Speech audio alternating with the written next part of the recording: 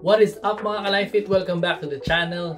This is so exciting mga Kalifit, for in this episode we are featuring the one and only Coach Vince Hipe of Batang Hipe mga Kalifit. So if you're into gym dayo, bodybuilding, competition, nutrition, training, I'm sure kilala nyo si Coach Vince. So fortunately, he is here to do a basic seminar about training and competition and other topics related to fitness at Victory Gym City of San Fernando. So shout out to Coach Ronel Munoz, another LifeFit 40 supporter, for inviting us to cover this event. Unfortunately mga ka-LifeFit, marami lang po akong events for today, dalawang events under Paras Catering. So our correspondent team is on the site today to cover the event. So let's watch the interviews mga ka-LifeFit.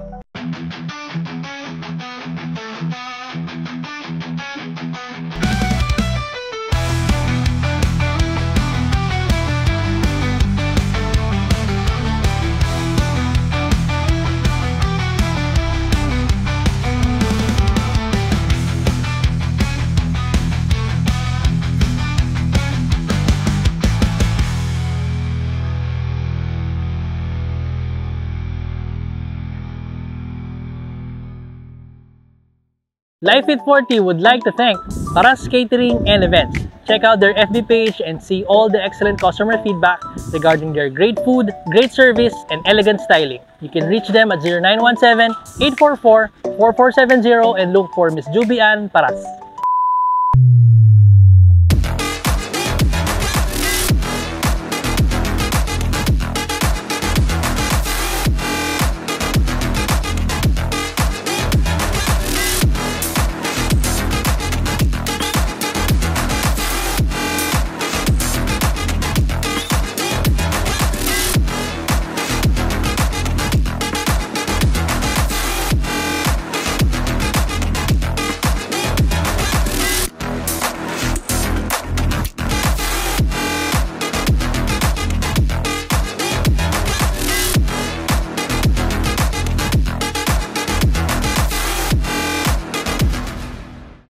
Hello sir, my name is Cheska Concepcion, correspondent reporter from LifeFit 40 po. I'm just going to ask 5 questions po. What is your full name, sir? Vince Hipe, or kilala nila ako as Coach Hipe. Hello po, Coach. It's very nice to meet you po. It's a privilege to meet you po, sir. Sir, what inspired you to become a fitness coach or get into fitness po? Nung high school ako, na-hold up ako. Doon nagsimula ang lahat. Bakit ako na-hold up? Ibig sabihin, hindi ako lalaban. Ganun lang kasimple. Doon nagsimula ang lahat. Then, nag-enroll ako sa gym. I fell in love with the gym. Naging passion ko siya until today. Thank you so much, sir. Can you share with us what is your fitness philosophy? Dalawa. Pag gusto may paraan, alam na ng buong Pilipinas yan. Kasi pag ginusto mo talaga, fitness kasi mahirap yan eh. Pangalawa, fitness is a lifestyle. Okay, so bago mo maging lifestyle, kailangan mong gustuhin. So para magawa mo siya, gagawin mo lahat ng paraan. Gets? Simple lang, di ba? Basic.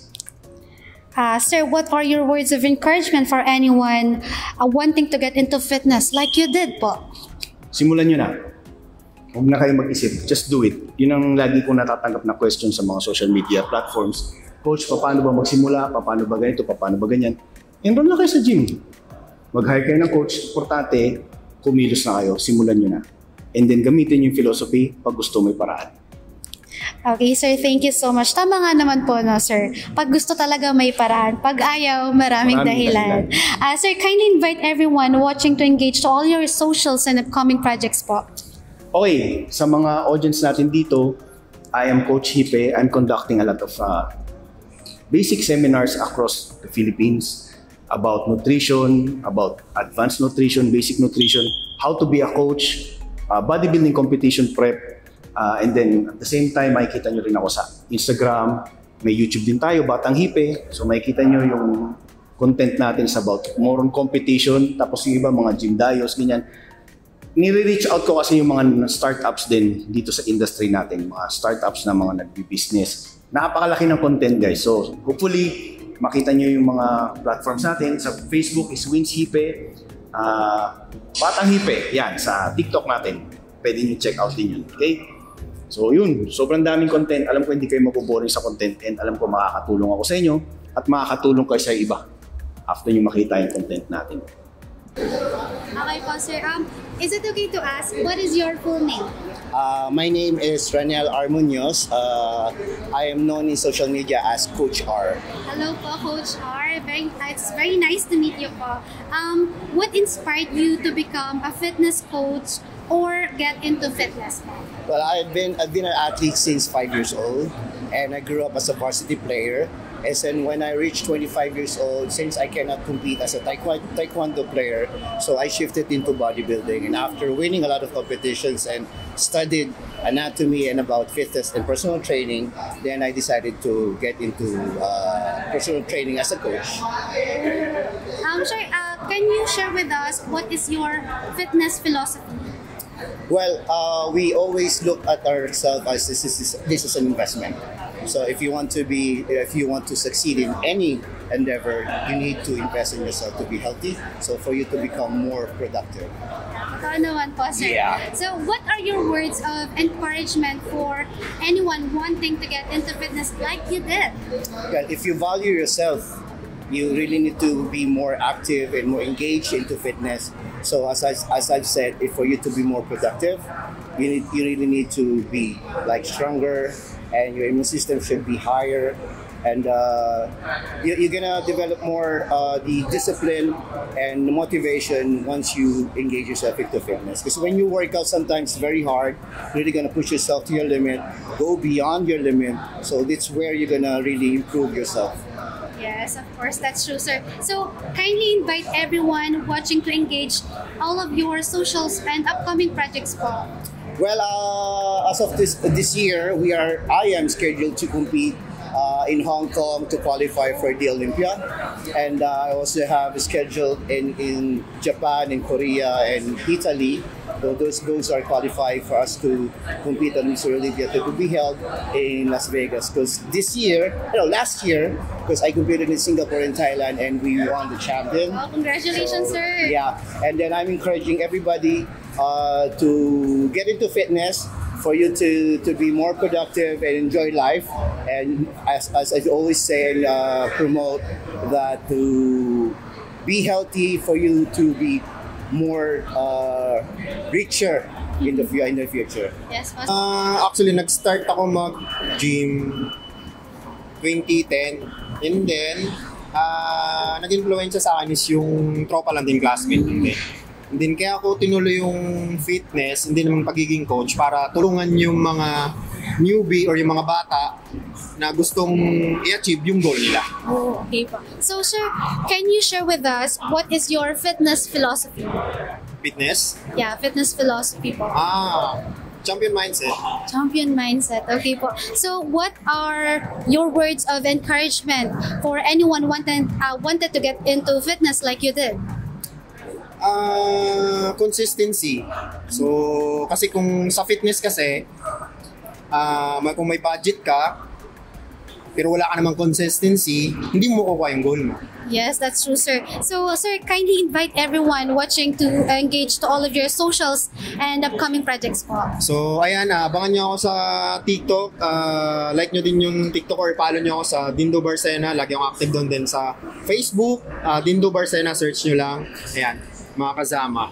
Before I was obese, and na-realize ko kasi na I need to be fit as a father, as a husband, also to inspire others. That's why I changed my life to first being fit, then I fall in love, then nag-aral ako, then nagtayo ako ng gym, then ngayon coach na po ako. Wow! Ganun po yung nagsimula ng journey ko.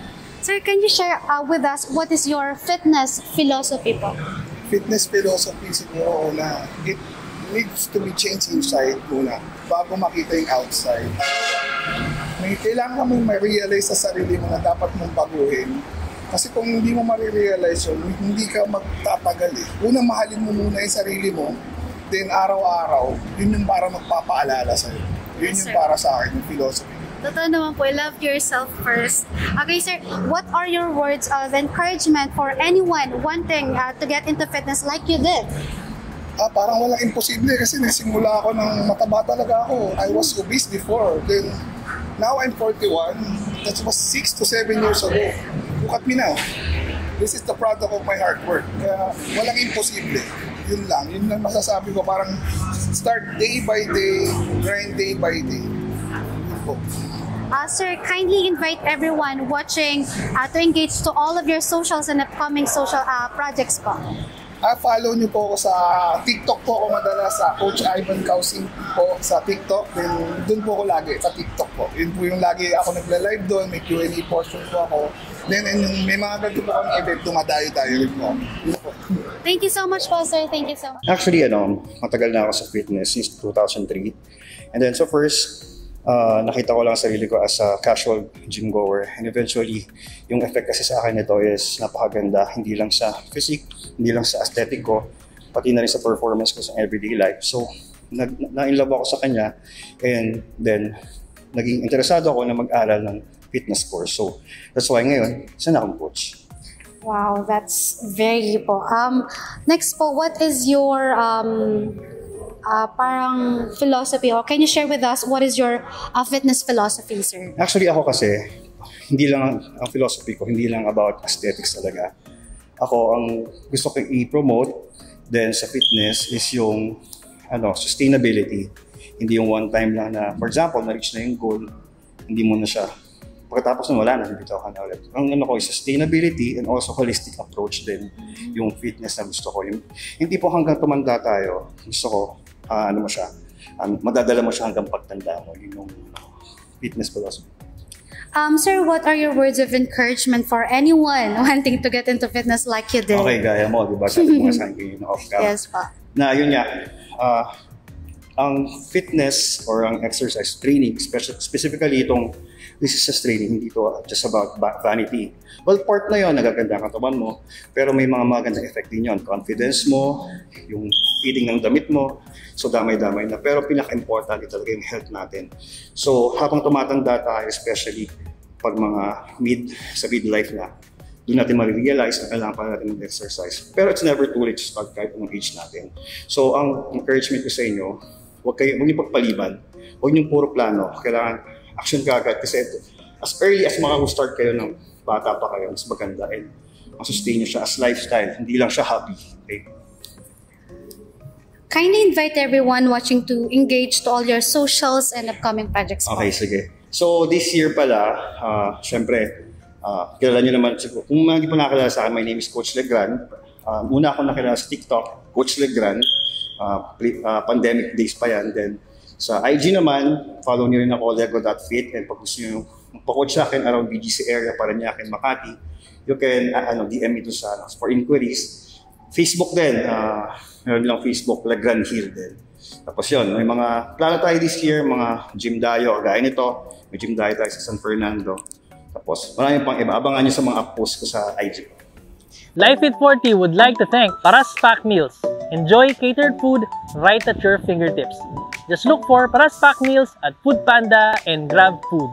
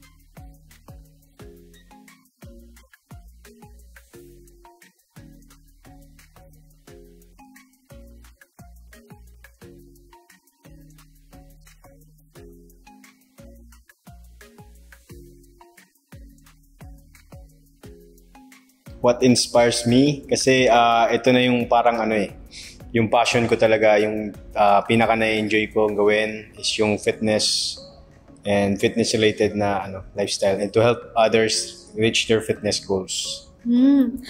Sir, can you share with us what are your words of encouragement for anyone wanting to get into fitness like you did po? Magpatuloy lang. No need to become perfect sa kunyari.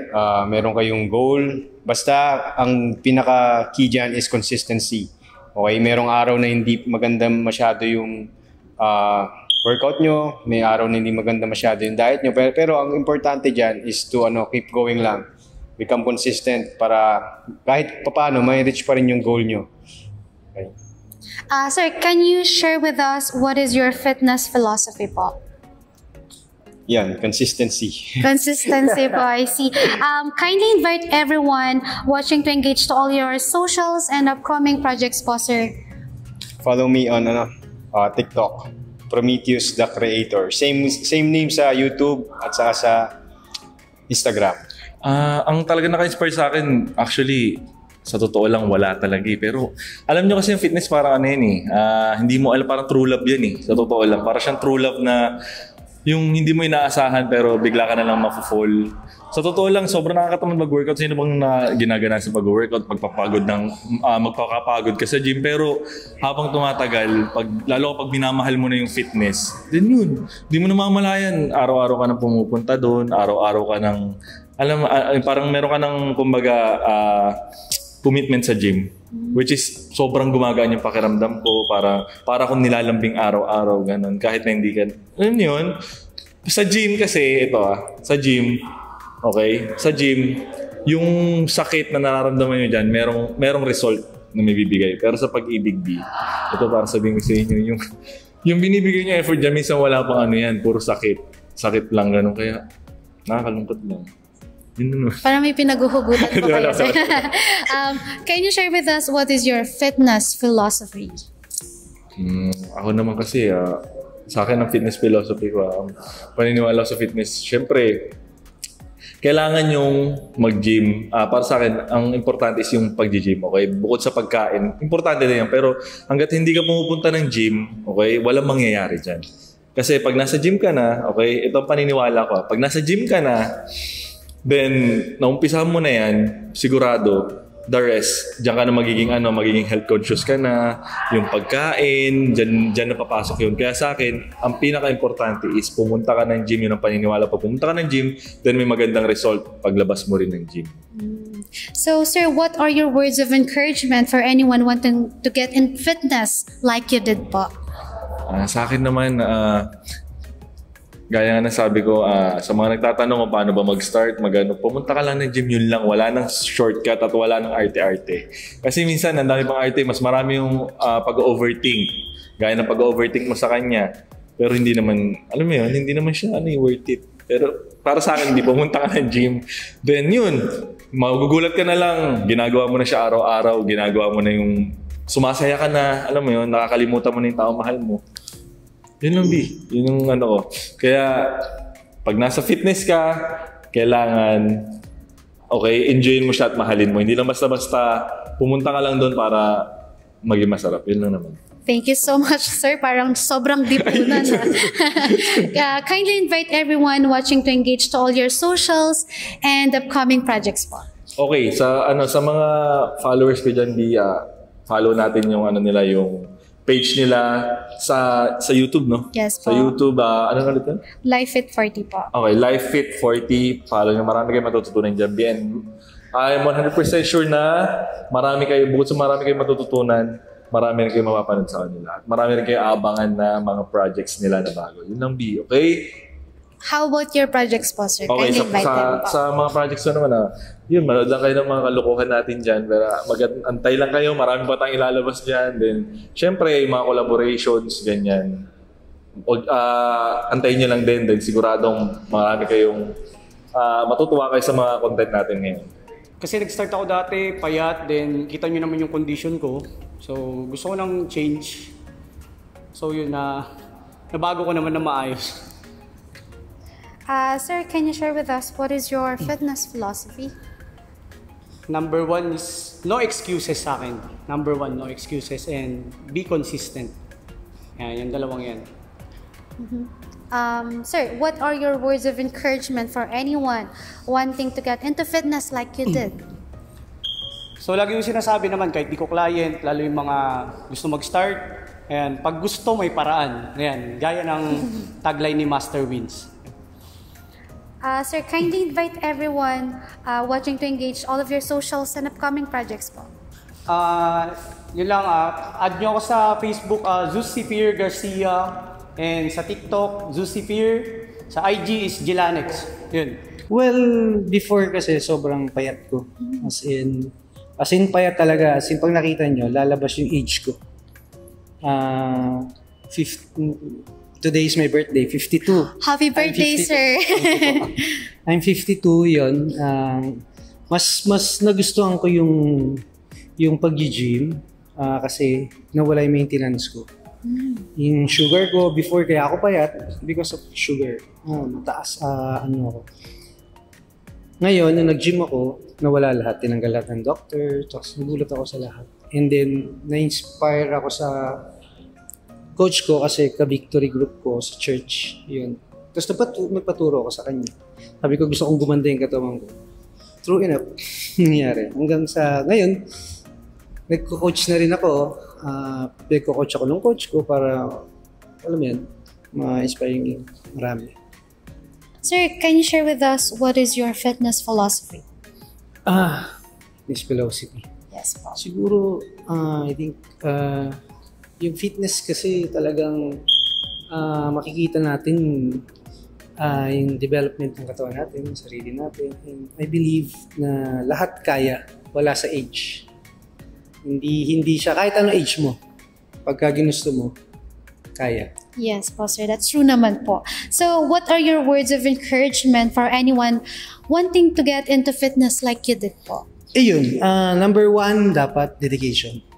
Dedication, tapos kailangan natin ng oras para mangyari yung gusto nating mangyari. Walang imposible kung talagang gugustuhin ng isang tao. Yes po.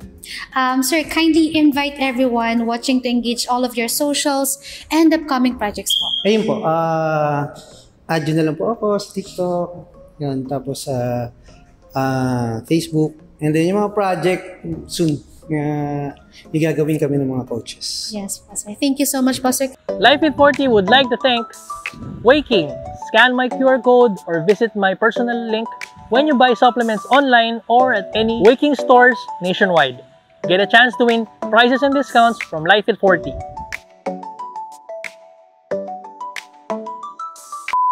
So there you have it, mga ka-LifeFit. Such inspiring words from all our guests coming all the way from Manila and other places po. Salamat po sa mga insights that you shared during the interviews. To Coach Wins, a huge thank you for mentioning our channel in your episode sa YouTube. I totally agree po.